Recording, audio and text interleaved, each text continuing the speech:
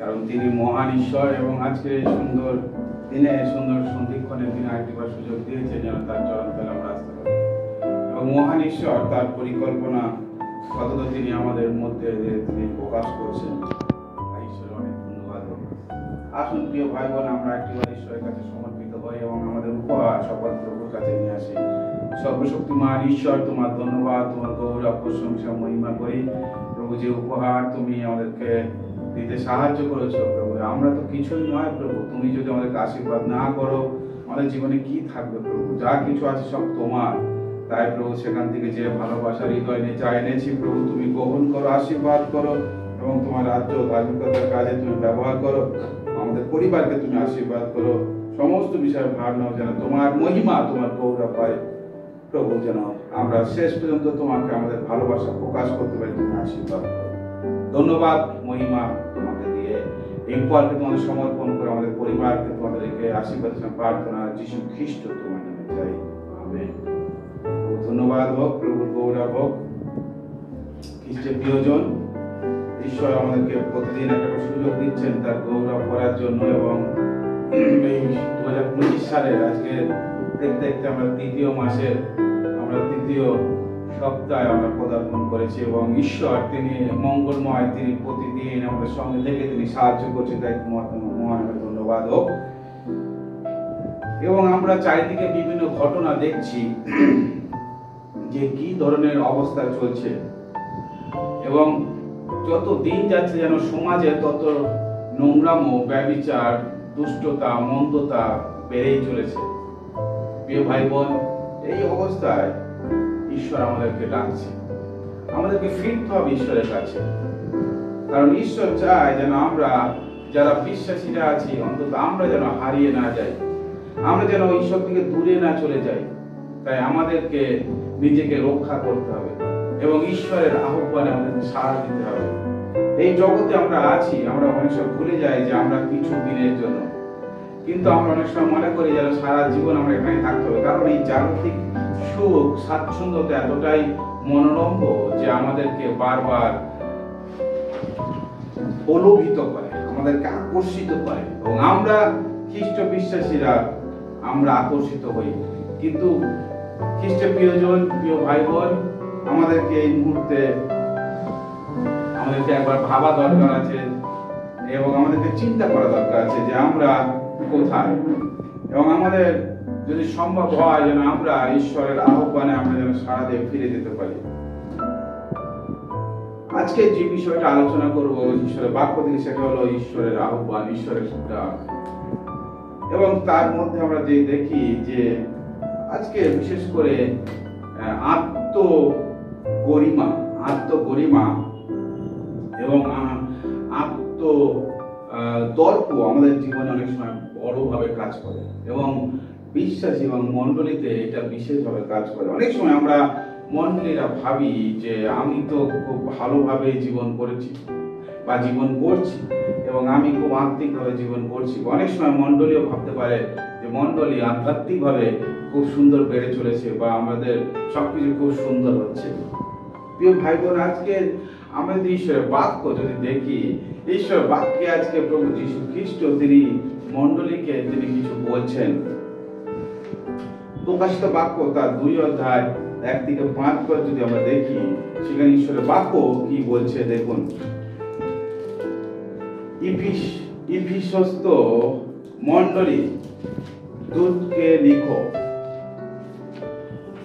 যিনি নিজ দক্ষিণ হস্তে সেই শক্ত তারা ধারণ করেন, যিনি সেই শক্ত সুবর্ণ দিব্যবৃক্ষের মধ্যে গমনাগমন করেন, তিনি এই কথা কহেন, আমি জানি তোমার কার্য সকল এবং তোমার পরিশ্রম ও ধৈর্য, আর আমি জানি যে তুমি দুষ্ট দিগকে সহ্য করিতে পারো না এবং আপনাদিগকে প্রেরিত বলিলেও যাহারা প্রেরিত নয় তাহাদিগকে পরীক্ষা করিয়াছ, মিথ্যাবাদী নিশ্চয় করিয়াছ এবং তোমার ধৈর্য আছে, আর তুমি আমার নামের জন্য ভার বহন করিয়াছ, ক্লান্ত হও নাই। তথাচ তোমার বিরুদ্ধে আমার কথা আছে, তুমি আপন প্রথম প্রেম পরিত্যাগ করিয়াছ। অতএব স্মরণ করো, কোথা হইতে পতিত হইয়াছ এবং মন ফিরাও ও প্রথম কর্ম সকল করো, নতুবা যদি মন না ফিরাও, আমি তোমার নিকটে আসিব ও তোমার দিবৃক্ষ সস্তান হইতে দূর করিব। এই ঈশ্বর বাক্য প্রিয়জন, আজকে প্রভু যীশু খ্রিস্ট ও খ্রিস্ট বাক্যের 2 অধ্যায় এশিয়াস্ত যে সপ্ত মণ্ডলী ছিল, আপনারা জানেন বর্তমান যে মণ্ডলীর ভগ্নপ্রায়গুলো সব তুর্কি দেশ, এই সমস্ত দেশের অধীনে হয়ে গিয়েছে এবং আজকে শুধু ভগ্নপ্রায় কিছু অংশ পড়ে আছে। এই ইফিসিয়াস্ত মণ্ডলী, এই জায়গা খুব সুন্দর জায়গা ছিল, এই নগর খুব সুন্দর ছিল এবং প্রভু সুসমাচার দ্বারা সেখানে যে মণ্ডলী স্থাপিত হয়েছিল এবং প্রভু যীশু খ্রিস্ট সেই মণ্ডলীর কাজকে তিনি প্রশংসিত করছেন, বাহবা দিচ্ছেন যে সেই মণ্ডলী খুব ভালো কাজ করছে। সেই মণ্ডলী সবসময় যেটা ন্যায্যতা, যেটা সত্যতা, সেই বিষয়ে গুরুত্ব দিয়েছে। ঈশ্বরের বাক্য যে বিষয় বলে সেই বিষয়ে গুরুত্ব দিয়েছে। বাক্য ভুল শিক্ষা দেওয়া লোকগুলোকে তারা প্রতিরোধ করেছে, সেগুলোর বিরুদ্ধে রুখে দাঁড়িয়েছে, খুব ভালো কাজ করেছে। তথাপি প্রভু যীশু এই মণ্ডলীকে তিনি তিরস্কার করছেন, এই মণ্ডলীর বিষয়ে কিছু বলছেন, সাবধানতা করছেন এবং তারপরে তিনি সেই তার প্রথম পেমেন্টকে স্মরণ করতে বলছেন এবং অনুতাপ করে ঈশ্বরের কাছে ফিরে আসতে বলছেন। প্রিয় ভাই বোন, আজকের আমাদের বিষয় এটা খুব গুরুত্বপূর্ণ। আজকের এই বর্তমান সময় আমরা যে দেখি সমস্ত জায়গায় মণ্ডলী সবসময় ভালো রিপোর্টিং এর জন্য, মানুষের কাছে বিখ্যাত হওয়ার জন্য, মানুষের কাছে খ্যাতি অর্জন করার জন্য চেষ্টা করছে। আজকের পালক থেকে আরম্ভ করে মণ্ডলী সবাই সেলিব্রিটি, বিখ্যাত, নামজাদা, খ্যাতনামা, এই সমস্ত উপাধি নিয়ে এগিয়ে যেতে চলেছে এবং ঈশ্বরের সামনে তারা নিজেদেরকে খুব গর্ববোধ করছে। হয়তো এগুলো বলতে গেলে প্রিয় ভাই বোন বা শুনলে কেমন একটা বোধ হচ্ছে, কিন্তু এটা বাস্তবিক কেন এটা বলতে হচ্ছে?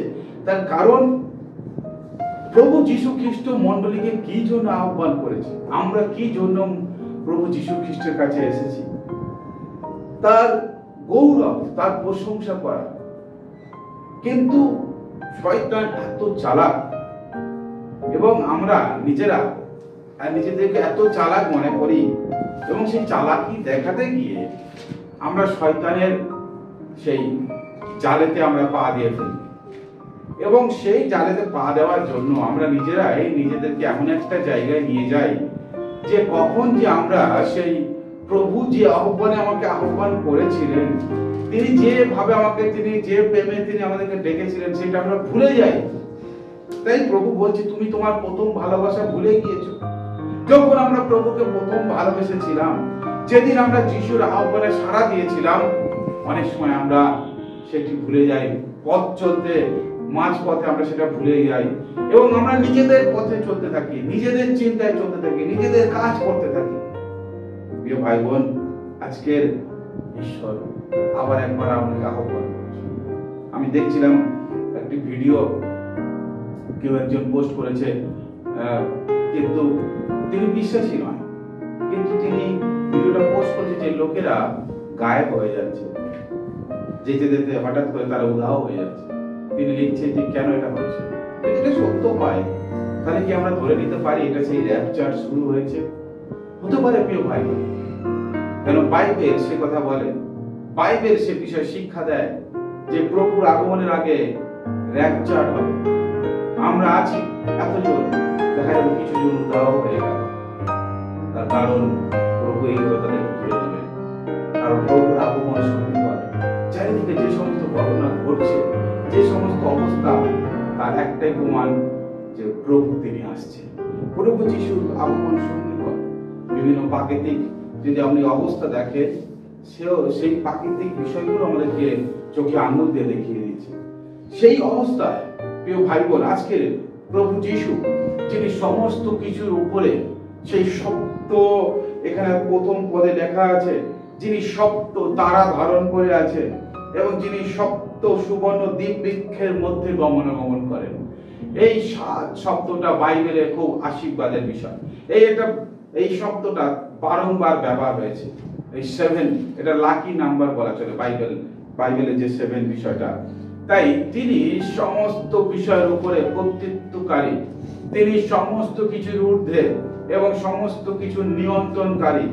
সেই প্রভু যীশু খ্রিস্ট, যিনি আমাদের সবাইকে তিনি ভালোবেসেছেন এবং আমাদের পাপ থেকে উদ্ধার করার জন্য তিনি নিজেকে মুক্তির মূল্যরূপে তিনি উৎসর্গ করেছেন। তিনি নিজে আমাদের সমস্ত পাপকে তিনি বহন করেছেন এবং সমস্ত পাপ থেকে তিনি উদ্ধার করেছেন। সেই প্রভু যিনি মারা গেলেন এবং কবরপ্রাপ্ত হওয়ার 3য় দিনে আবার পুনরুত্থিত হলেন এবং তিনি স্বর্গারোহণ করলেন 40 দিন পরে এবং তিনি এই ঈশ্বরের দক্ষিণ পাশে আছেন। এখন সেই প্রভু তিনি এই মণ্ডলীকে তার প্রথম প্রেমের কথা রিমাইন্ড করাচ্ছেন, মনে করাচ্ছেন প্রিয় ভাই বোন। কারণ তিনি মণ্ডলী তৈরি করেছিলেন যেন তারা সবাই এক জায়গায় সমবেত হয় এবং ঈশ্বরের গৌরব করে, একসঙ্গে সহভাগিতা করে। বর্তমান সময় এই জিনিসটা যেন আলাদা আলাদা হয়ে যাচ্ছে। বর্তমান সময় অনেক বিষয় মণ্ডলীতে ঢুকে গিয়েছে, অনেক সময় রাজনৈতিক বিষয়ে ঢুকে গিয়েছে, অনেক সময় বিশ্বাসীদের মনে অনেক সময় ঈর্ষা, হিংসা এবং বিভিন্ন রকমের মনোভাব তৈরি হয়েছে। প্রিয় ভাই বোন, আজকে প্রভু যীশু খ্রিস্ট মণ্ডলীকে বলছে তুমি ভালো কাজ করেছো। তিনি প্রশংসা করছে মণ্ডলীর কাজকে এবং ধৈর্য, পরিশ্রম সমস্ত কিছুর জন্য ঈশ্বর মণ্ডলীকে বাহবা দিচ্ছেন প্রভু যীশু খ্রিস্ট। তথাপি তিনি মণ্ডলীকে তিরস্কার করছেন, মণ্ডলীকে মনে করাচ্ছে যে মণ্ডলী, তুমি যে ভালোবাসায় আহ্বান পেয়েছিলে, যে ভালোবাসায় তুমি স্থাপিত হয়েছিলে, যে ভালোবাসা নিয়ে তুমি দাঁড়িয়েছিলে, সেই ভালোবাসাকে তুমি একবার স্মরণ করো। সেই ভালোবাসা থেকে তুমি পড়ে গেছো, সেই ভালোবাসাকে কোথায় হারিয়ে ফেলেছো তুমি। প্রিয় ভাই বোন, আমাদেরকে আজকে সেই বিষয় ভাবতে হবে। কোথায় আমাদের ভালোবাসাকে আমরা হারিয়েছি? কোন জায়গা থেকে আমার সেই ভালোবাসা শর্টেজ হয়ে গিয়েছে? কোথা থেকে? এটা আমাদের আজকে নিজেকে দেখতে হবে, ঈশ্বরের সামনে নিজেকে রাখতে হবে প্রিয় ভাই বোন। কারণ প্রভু যীশু যখন তিনি আসবেন, তিনি আমরা জানি প্রভু এইবার তিনি আসবেন বিচারক হিসাবে। তাই আমরা নিজেরা, যেটা প্রথম সময় বললাম, যে আত্মগরিমা বা আত্মতর্ক আমাদেরকে অনেক সময় ভেঙে দেয়, আমাদেরকে নষ্ট করে দেয়। প্রিয় ভাই বোন, আত্মতর্ক বা আত্মগরিমা বলতে বেশিরভাগ সময় আমরা যেটা মনে করি যে আমি সব ঠিক আছে, আমি ভালো জীবন করছি, আমি আমার আধ্যাত্মিক জীবনে ভালো করছি। সেই জন্য প্রভু যীশু খ্রিস্ট এটা তিনি বলছেন এবং মণ্ডলীর আধ্যাত্মিক জীবনের বিষয় তিনি বলছেন। তিনি যে শেষ পদে, তিনি যে 5 পদে তিনি যে চেতনা দিচ্ছেন যে আমি তোমার নিকটে আসিব ও তোমার দিব্যবৃক্ষ সস্তান হইতে দূর করিব। প্রিয় ভাই বোন, এই দিব্যবৃক্ষ মানে কি? ল্যাম্পস্ট্যান্ড, দিব্যবৃক্ষ আমাদের জীবনের আলো, দীপাধার, আমাদের জীবনের সাক্ষ্য, আমাদের জীবনের আধ্যাত্মিক জীবন, মণ্ডলীর সাক্ষ্য, মণ্ডলীর আধ্যাত্মিক জীবন, মণ্ডলীর এতদিনের যে আধ্যাত্মিক পরিচয় প্রভু সরিয়ে ফেলবেন। প্রভু সরিয়ে ফেলবেন যদি আমরা মণ্ডলী, আমরা প্রভুর সন্তান, যদি আমরা ঠিকভাবে আমরা প্রভুর কাছে অনুতাপ সহকারে ফিরে না যাই। আমরা যদি প্রভু সেই প্রথম প্রেমকে আমাদের যদি স্মরণ না করি এবং সেই প্রথম প্রেমে যদি আমরা ফিরে না যাই, তাহলে প্রভু বলছে আমি এটাকে সরিয়ে ফেলবো। প্রিয় ভাই বোন, আজকে আমাদেরকে ভাবতে হবে, আজকে আমাদের মস্তিষ্কে কোন বিষয়টা কাজ করছে। কারণ প্রভু তিনি চান না একজনও বিনষ্ট হয়, প্রভু তিনি চান না যে মণ্ডলী নষ্ট হয়। তাই তিনি চেতনা দিচ্ছেন। তিনি আগেও বাঁচাবার জন্য নিজেকে উৎসর্গ করেছেন, নিজেকে দিয়ে দিয়েছেন। আবার তিনি চান না যে তার এই বলিদানের মারফত বা বলিদানের দ্বারা যে মানুষরা তার কাছে ফিরে এসেছে, যে মণ্ডলী গঠিত হয়েছে, সে মণ্ডলী নষ্ট হোক। তাই তিনি চেতনা দিচ্ছে যেন এই মণ্ডলী ফিরে আসে, এই মণ্ডলী যেন স্মরণ করে প্রভুর প্রথম প্রেম। প্রিয় ভাই বোন, আজকে আমাদের জীবনে এই বিষয়টা আলোকপাত করতে হবে। আমাদের আজকের ঈশ্বরের বাক্য, প্রকাশিত বাক্য 2:1-5 এই অংশ দ্বারা আমাদেরকে ভাবতে হবে যে আমাদের জীবনের বর্তমান অবস্থান কোথায়, আমরা কোন জায়গায় দাঁড়িয়ে আছি, আমরা কিভাবে ঈশ্বরের সামনে আমরা চলছি। প্রিয় ভাই বোন, বর্তমান যে দেখি আমাদের চারিদিকে অনেক মণ্ডলী বা অনেক জায়গায় অনেক তাড়না করছে, অনেক বিশ্বাসী জীবনে অনেক অত্যাচার আসছে, অনেক মণ্ডলী ভেঙে দেওয়া হচ্ছে, যেটা খুবই বেদনাদায়ক, খুবই যন্ত্রণাদায়ক, খুবই খারাপ। কিন্তু এই অবস্থার মধ্য দিয়ে আমি আপনি কোন জায়গায়, আমরা আমাদের বিশ্বাসকে কোন জায়গায় রাখছি, আমাদের বিশ্বাসের জীবন কোন জায়গায়? কারণ প্রভু তিনি তার বাক্যে বলছেন, আমি প্রথম ও শেষ ও জীবন্ত, আমি মরিয়াছিলাম আর দেখো আমি যুগ পর্যায়ে যুগে যুগে জীবন্ত, আর মৃত্যুর ও পাতালের চাবি আমার হস্তে আছে। প্রভু যিশু যিনি সুসমাচারও, তিনি একই কর্তৃত্বের কথা বলছেন। মথি লিখিত সুসমাচার তার 28 তিনি বলছেন, আর দেখো স্বর্গের পাতালের সমস্ত চাবি আমার হাতে, সব কর্তৃত্ব আমার কাছে।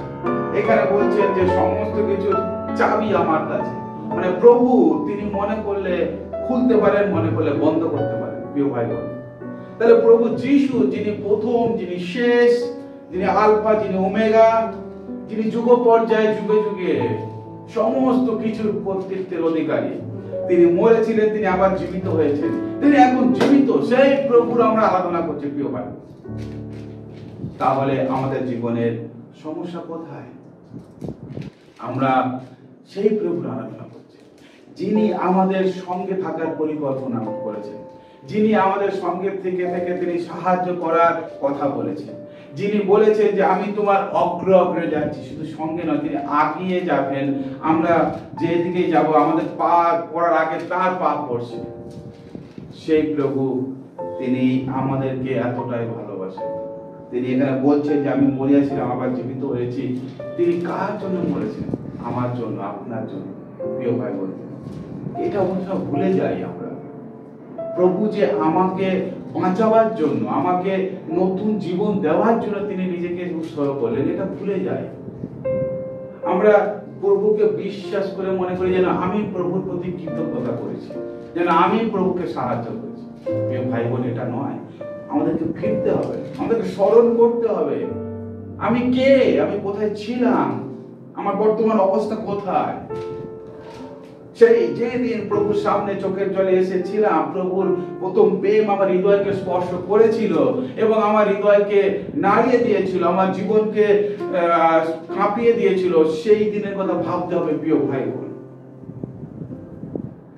প্রভু যিশু তিনি এক একজনকে তিনি গুরুত্ব দেয়। তিনি বলছে আমি 99টা ছেলে একটা আত্মাকে গুরুত্ব দেব। তাই আমরা মণ্ডলী তৈরি করতে গিয়ে, আমরা ঈশ্বরের গৃহ তৈরি করতে গিয়ে অনেক সময় আমরা এমন একটা দিকে অগ্রসর হই বা হচ্ছি যে আমরা ভুলে যাই যে আমাদের কি জন্য মণ্ডলীকে আহ্বান করা হয়েছে, মণ্ডলী কি জন্য স্থাপিত হবে। আজকের পৃথিবীতে বড় বড় মণ্ডলী, বেশি ফ্যাসিলিটি দেওয়ার মণ্ডলী মানুষ বেশি চাইছে। মণ্ডলী, বড় বিল্ডিং, বড় ফ্যাসিলিটি। আমরা শুনছিলাম কিছুদিন আগে একটা সাক্ষ্য শুনছিলাম যে কোন এক অঞ্চলে এমন আছে, যদি কোনো সেই অংশে কোনো সেই জায়গার কোনো মানুষ যদি 1 কোটি টাকা খরচা করে কোনো ঈশ্বরের গৃহ তৈরি করে, আরো এক জাতি সেই জায়গায় তারা দরকার হলে 10 কোটি টাকা খরচা করবে বা 5 কোটি টাকা খরচা করবে। এটা মণ্ডলী। প্রিয় ভাই বোন, এই জন্য প্রভু আহ্বান করেছে না, আমাদেরকে ভাবতে হবে, আমাদেরকে নিজেকে দেখতে হবে, ঈশ্বরের বাক্য নিয়ে প্রতিদিন দেখতে। আজকে সমস্ত পৃথিবীতে বড় একটা সমস্যা হলো খ্রিস্ট বিশ্বাসী ভাই বোনদের জীবন ঈশ্বরের বাক্যবিহীন জীবন হয়ে যাচ্ছে, প্রার্থনা রহিত জীবন হয়ে যাচ্ছে।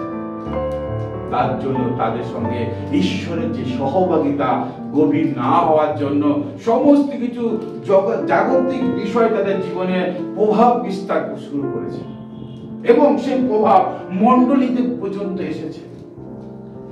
আজকে মণ্ডলী বিভিন্ন জাগতিক বিষয়গুলোকে তারা গ্রহণ করে তারা সেইগুলোকে বিবলিক্যাল ব্যাখ্যা দিয়ে নিজেদের জীবনে চালিয়ে দিচ্ছে। প্রিয় ভাই বোন, এটা হবে না। ঈশ্বর তিনি ক্রোধকারী ঈশ্বর এবং ঈশ্বরের এই ক্রোধ মানেই তিনি ভালোবাসেন। তিনি আমাদেরকে ফেরাতে চান, তিনি আমাদেরকে নতুন জীবন দিতে চান। তাই শুধু আমরা আমাদের মুখ দ্বারা আমাদের চিন্তা দ্বারা নয়, কিন্তু বাস্তবিক আমাদের জীবন দ্বারা আমাদেরকে ঈশ্বরের ভালোবাসাকে প্রকাশ করতে হবে। যে ভালোবাসা আমি ঈশ্বরকে ভালোবেসেছিলাম একদিন, এই প্রথম যে ভালোবাসা আমি ঈশ্বরকে দেখিয়েছিলাম সেই ভালোবাসা আমাদের শেষ পর্যন্ত দেখানো দরকার, আরো গভীর হওয়া দরকার। কারণ আমরা প্রতিদিন ঈশ্বরের বাক্য পড়ছি, ঈশ্বরের বাক্য ধ্যান করছি এবং ঈশ্বর এই বাক্য দ্বারা আমাদের সঙ্গে কথা বলছে। তাই যখন আমরা এই বাক্য থেকে দূরে জীবন করি, যখন ঈশ্বরের রব আমরা শুনি না, ঈশ্বরকে শুনি না, ঈশ্বরের পরিকল্পনাকে জানি না, তখন আমরা নিজেদের জ্ঞান, নিজেদের বুদ্ধি, নিজেদের চিন্তা নিয়ে চলতে থাকি এবং সবকিছু জাগতিক সুখ অভিলাষের দিকে আমরা অগ্রসর হই এবং জাগতিক বিষয়গুলোকে আমরা বিবলিক্যাল ওয়েতে আমরা সেটাকে কনভার্ট করে সেই দিকে আমরা ব্যাখ্যা করে দিই যে এটা এই জন্য, এটা ঈশ্বর বাক্য এইভাবে বলছে। কিন্তু ঈশ্বর, ভাই বোন, ঈশ্বরের বাক্য বলছে, ঈশ্বরের বাক্যকে ভাঁজ দেওয়া যায় না। এইভাবে ভুলভাল ব্যাখ্যা করে আমরা নিজেরাই নিজেদেরকে ঠকাচ্ছি, নিজেরাই আমরা ঈশ্বর থেকে দূরে যাচ্ছি।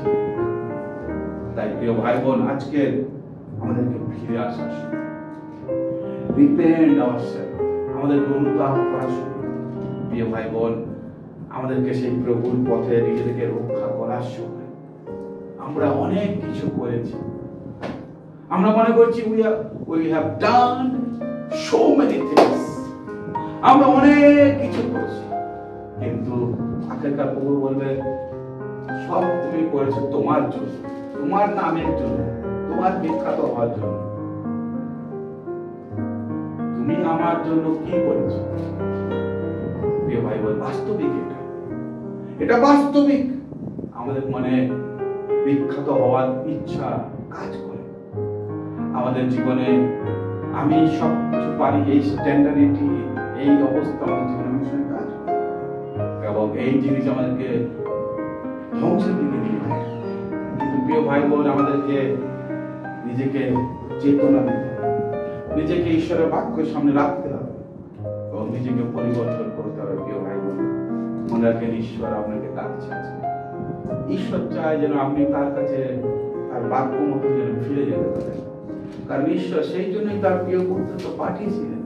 একদিন যে সম্পর্ক বিচ্ছিন্ন হয়ে গেছিল আপনার সঙ্গে ঈশ্বরের, একদিন আমরা ঈশ্বর থেকে আলাদা হয়ে গিয়েছিলাম, অন্ধকারে পাপে আমরা পড়েছিলাম, কিন্তু আমাদের মধ্যে সেই দীপ্তির উদয় হয়েছিল। প্রভু যীশু খ্রিস্ট তিনি এসেছিলেন, আমাদেরকে সেই অন্ধকার, সেই নোংরা জায়গা থেকে তুলে নিয়ে তার কাছে টেনে নিয়েছিলেন যেন আমরা ঈশ্বরের কাছে ফিরে যেতে পারি। কিন্তু সেই ফিরতে গিয়ে আমরা চলার পথে অনেক জিনিসের প্রতি যদি আমরা আকর্ষিত হয়ে প্রলোভিত হয়ে নিজেকে নষ্ট করে ফেলি, তাহলে আমাদের গন্তব্য এবং আমাদের সেই জায়গায় ফিরে যাওয়া অনেক সময় বাধাপ্রাপ্ত হতে পারে বা আমাদের আমরা পথভ্রষ্ট হতে পারি। সেই জন্য আজকে প্রভু তিনি মণ্ডলীকে তিনি আমাদেরকে বলছেন, প্রিয় ভাই বোন, যে অতএব স্মরণ করো, রিমেম্বার কোথা থেকে পড়ে গেছি আমরা, কোন জায়গা থেকে আমাদের প্রথমটা শুরু হলো, কোথা থেকে আমার পাটা পিচ্ছিল হয়ে গিয়েছে, কোথা থেকে আমরা স্লাইড করলাম। আমাদেরকে স্মরণ করতে হবে এবং আমাদের মনটা ফেরাতে হবে এবং প্রথম কাজগুলো আমাদেরকে চিন্তা করতে হবে, প্রিয় ভাই বোন। এবং যদি আমরা না আসি তাহলে এটা আমাদের জন্য ডেঞ্জারাস। প্রিয় ভাই বোন, আসুন আমরা ঈশ্বরের কাছে ফিরে যাই, আমরা স্মরণ করি আমাদের কোন জায়গায় আমাদের জীবনের সমস্যা তৈরি হলো এবং আমরা নিজেরা ঈশ্বরের কাছে সাহায্য চাই যে প্রভু তুমি আমাদের সংশোধন করো, মন ফিরাতে হবে। প্রভু যিশু বলছে তোমরা মন ফিরাও, তার মানে তিনি সুযোগ দিচ্ছেন। এটা আপনারা ভালো করে বুঝুন। প্রভু যিশু বলছে মন ফিরাও, তার মানে আমরা যদি মন ফিরাই, আমরা যদি অনুতাপ করি, তার মধ্যে তিনি আমাদেরকে সাহায্য করবেন। তিনি আমাদেরকে সাহায্য করবেন তার কাছে আবার ফিরে যাওয়ার জন্য, তার ভালোবাসায় আবার আমাদেরকে আচ্ছাদিত করবেন, তার পক্ষপুটের ছত্রছায়ায় তিনি আমাদেরকে আবার জড়িয়ে ধরবেন। প্রিয় ভাই, তাই আসুন আমরা তার কাছে ফিরে যাই, কারণ তিনি আমাদেরকে নিশ্চিত করেছেন যে আমি তোমাদেরকে সেই জায়গা দেবো যেখানে আমি থাকি। প্রিয় ভাই বোন, প্রভু তিনি আমাদের সঙ্গে থাকতে চান একই জায়গায়, তাই সেই তিনি গৃহ নির্মাণ করছেন। আসুন আমরা প্রভুর কাছে ফিরে যাই, প্রার্থনায় যাই। সর্বশক্তিমান ঈশ্বর, প্রেমময় পিতা, তোমাকে ধন্যবাদ করি প্রভু, আমরা যেন মন ফিরিয়ে তোমাকে ফিরে যেতে পারি। সমালোচনা, পরচর্চা, আত্ম অহংকার, আত্মতর্ক, এই সমস্ত আমাদেরকে ধ্বংস করে দিচ্ছে। আজকের মণ্ডলী, বিশ্বাসীদের জীবন নষ্ট হয়ে যাচ্ছে। তাই প্রভু আমাদেরকে তুমি চেতনা দিয়ে দিচ্ছ যে কোথা থেকে তুমি করেছো, কোন জায়গা থেকে তোমার পাটা স্লিপ করলো, সেই জায়গাটা তুমি আবার দেখো। হ্যাঁ প্রভু, আমরা ঠিকই তোমার দিকে যাচ্ছিলাম, কিন্তু চলতে চলতে এই জগতের মাঝখানে চারিদিকের বিভিন্ন প্রলোভন, বিভিন্ন কিছু আমাদেরকে আকর্ষণ করতে করতে কখন যেন আমরা হারিয়ে গেছি প্রভু আমাদের রাস্তায়। আমরা যেন কখন পথভ্রষ্ট হয়ে গিয়েছি হয়তো। প্রিয় ঈশ্বর, প্রিয়ময় পিতা, তুমি আমাদেরকে আবার একটা আহ্বান করছো যে তুমি ফিরে আসো, মন ফিরাও। হ্যাঁ প্রভু, না হলে আমাদের দিক বৃক্ষকে তুমি সরিয়ে দেবে প্রভু, আমাদের জীবনের সমস্ত সাক্ষ্যকে তুমি কেড়ে নেবে, আধ্যাত্মিক জীবনকে তুমি কেড়ে নেবে। তাই প্রভু তুমি আমাদেরকে সাহায্য করো, আমাদেরকে তুমি ধৈর্য দাও, যেন আমরা প্রভু ধৈর্য ধরে বিশ্বাসের শেষ পর্যন্ত থাকতে পারি, প্রথম প্রেমকে স্মরণ করতে পারি এবং তোমার সত্যের পথে চলতে পারি। তুমি আশীর্বাদ দয়াময় প্রভু, তোমার ঈশ্বর, আজকের এই দিন তোমাদেরকে দিয়েছো প্রভু, এটা আমাদের কাছে একটা উপহার। কত মানুষ এই দিন দেখতে পায়নি প্রভু, এবং তোমার বাক্য দ্বারা আজকে চেতনা দিলে, সেই চেতনা আমাদের হৃদয় ধরে রাখতে তুমি সাহায্য করো। আমরা যেন তোমার কাছে ফিরে যেতে পারি এবং তোমার প্রস্তুত করা সেই গৃহ যা তুমি আমাদেরকে দিতে চাও, তুমি আমার সঙ্গে থাকতে চাও, সেখানে যেন থাকতে পারি। তুমি আশীর্বাদ করো ঈশ্বর। এই সময় আমার আত্মাকে তোমার হাতে সমর্পণ করি, তোমার গৌরব, তোমার মহিমা হোক। প্রার্থনা শুনলে অনেক ধন্যবাদ। সারা সপ্তাহ ভার নাও, সঙ্গে সঙ্গে থাকো। প্রার্থনা যিশু তোমার নামে চাই, আমেন। আমাদের সর্বস্ত পিতা, তোমার নাম পবিত্র বলে মান্য হোক, তোমার রাজ্য আসুক, তোমার ইচ্ছা সিদ্ধ হোক, তোমার স্বর্গে দেওয়া হোক। আমাদের প্রয়োজনীয় খাদ্য আজ আমাদেরকে দাও, আর আমাদের অপরাধ সকল ক্ষমা করো, এবং আমরা আপন আপন অপরাধীকে ক্ষমা করেছি। আর আমাদের পরীক্ষা কারিও না, কিন্তু মন্দকে রক্ষা করো। রাজ্য, পরাক্রম, মহিমা যুগে যুগে তোমার। আমেন। আসুন আমরা আশীর্বাদ গ্রহণ করি।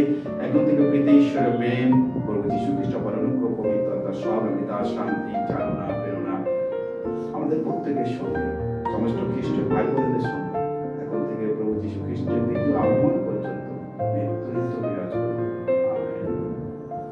আমেন। জয় যীশু। ভালো থাকেন, সুস্থ থাকেন।